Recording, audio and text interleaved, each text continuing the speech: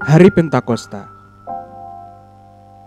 Hari Pentakosta merupakan perayaan diterimanya Roh Kudus bagi para rasul dan terjadi 50 hari setelah Minggu Paskah, yang sekaligus menjadi penutup masa Paskah. Mengapa 50 hari? Itu berasal dari penjumlahan angka 40 ditambah 9 ditambah 1. Artinya, setelah bangkit dari maut, Tuhan Yesus menampakkan diri kepada para muridnya selama 40 hari. Itu dasar untuk angka 40.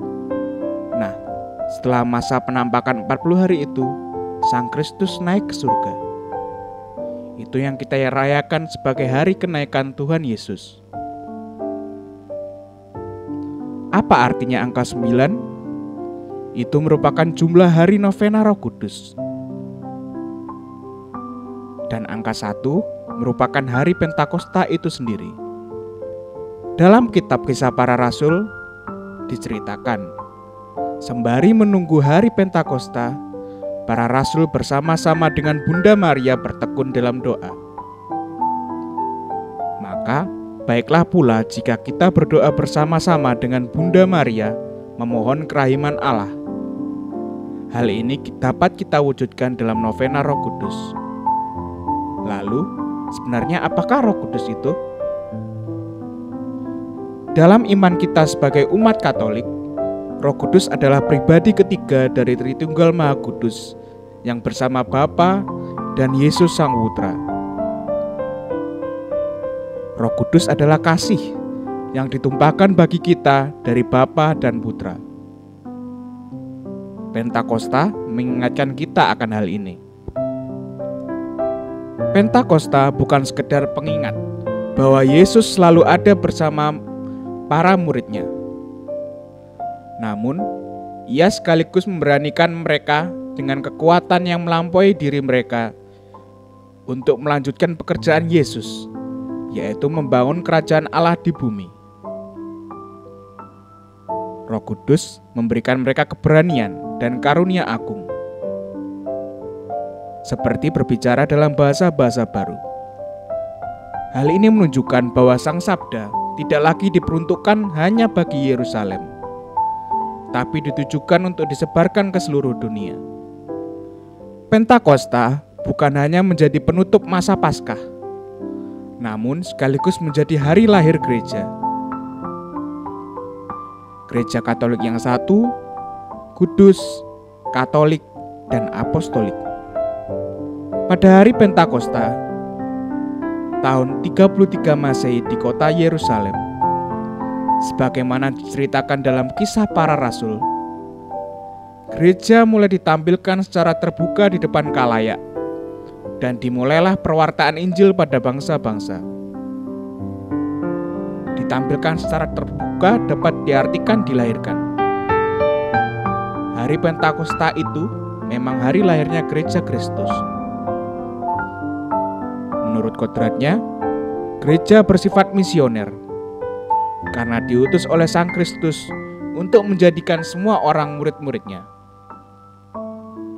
Dalam kitab suci diceritakan betapa banyaknya orang dari aneka suku dan bangsa yang mendengarkan pewartaan para rasul, yang berbicara di depan umum dengan berbagai bahasa.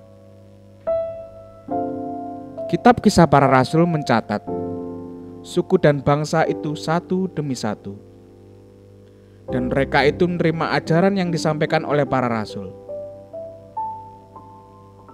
Lalu mereka semua yang dari berbagai suku dan bangsa itu dibaptis. Dari sanalah gereja Katolik lahir, dengan menerima kepenuhan sarana keselamatan, yaitu pengakuan iman yang benar dan utuh, kehidupan sakramental yang lengkap, dan tugas pelayanan yang terhabis dalam suksesi apostolik. Perayaan Pentakosta biasanya juga erat dengan sakramen penguatan, atau biasa kita sebut sakramen Krisma. Setiap umat beriman yang telah dibaptis dan belum menerima penguatan dapat dan wajib menerima penguatan. Pembaptisan, penguatan, dan ekaristi membentuk satu kesatuan inisiasi. Pembaptisan saja memang sah menjadikan orang Kristiani. Namun tanpa penguatan, inisiasinya belum lengkap. Tanpa penguatan, Anda belum penuh jadi anggota Kristus. Setiap anggota Kristus wajib jadi saksinya. Untuk itulah diperlukan penguatan. Dengan curahan Roh Kudus, umat beriman lebih sungguh jadi anak-anak Allah, lebih teguh menyatu dengan Sang Kristus, lebih bertambah dalam karunia Roh, lebih terikat secara sempurna dengan gereja kudus, lebih kuat jadi saksi Kristus, mewujudkan iman, mengakui nama Kristus, dan tak malu karena salib. Orang Katolik merayakan sakramen Krisma yang memberikan mereka karunia-karunia Roh Kudus, hikmat, pengertian, nasihat, keperkasaan, pengenalan akan Allah, kesalehan, dan takut akan Allah. Mereka adalah sarana yang membawa dalam diri kita kebaikan, kasih, pengendalian diri, kesabaran, kedamaian, sukacita, kesetiaan, kelembutan, dan keramahan. Sungguh sulit untuk selalu menghidupi kehidupan Kristiani dan bersikap baik pada orang lain. Roh Kudus ada untuk membantu kita. Ia adalah inspirasi, api di dalam diri kita, penghiburan dan pembela kita. Roh Kudus adalah nafas kehidupan bagi kita, umat Katolik.